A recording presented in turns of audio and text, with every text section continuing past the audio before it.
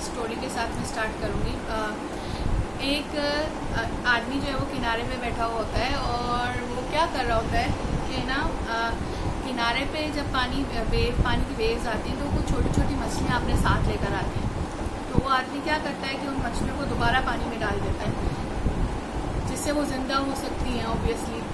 तो एक आदमी, दूसरा जो आदमी है वो उसको नोट कर रहा होता है। वो बोलता है ये क्या फालतू में इन मछलियों को जो भी किनारे पे आ रही हैं उसको वापस पानी में भेज रहा है, इसको उससे ऐसा करके इसको क्या मिल रहा है।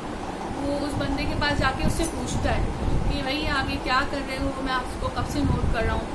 तो वो ये बताता है कि जो भी किनारे पे मछलियाँ आ रही हैं अगर मैं उसको छोड़ दूँगा, पानी में नहीं डालूँगा तो ऑब्वियसली वो मर जाएंगी।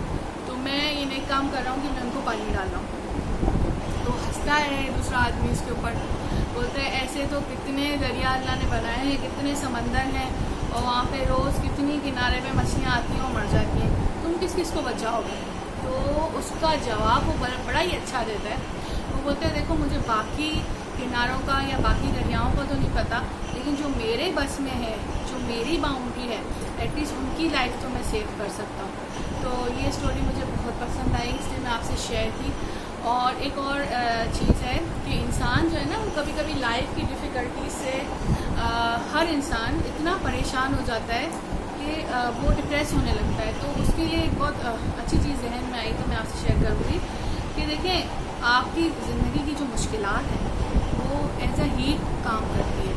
फॉर एग्ज़ाम्पल मैं अगर दो चीज़ें लेती हूँ, एग को और पोटैटो को, तो एग शुरू में बहुत सॉफ्ट होता है, मतलब आप उसको हल्का सा कहीं रख देंगे तो छोड़ देंगे तो टूट जाएगा, और इसकी निस्बत पोटैटो जो है वो बहुत हार्ड होता है। आप उसको ज़मीन पे भी या दीवार पे भी मारेंगे तो वो टूटेगा नहीं। लेकिन इन दोनों मुख्तलिफ़ चीज़ों को जब हम हीट देते हैं और फिर हम उनका रिस्पॉन्स चेक करते हैं, तो जब हम एग को हीट देते हैं यानी उसको मुश्किल में रखते हैं तो वो बॉयल हो जाता है, यानी वो सॉफ्ट से हार्ड हो जाता है।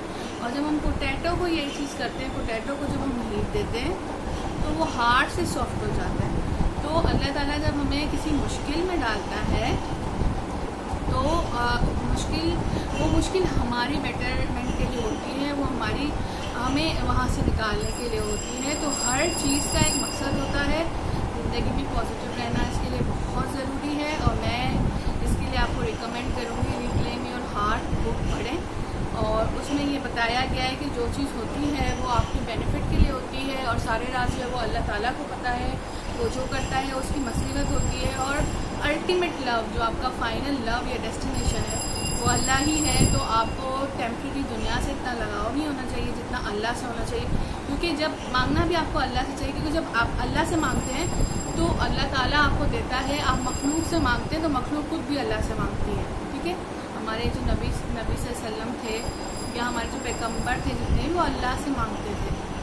तो हमें भी अल्लाह से मांगना चाहिए, और जो हमारा अल्टीमेट फाइनल लव होगा उसके लिए हमें जो है ना टाइम निकालना चाहिए, क्योंकि वही है जो सबको देता है और आपको भी दे सकता है अगर आप दिल से उससे मांगो।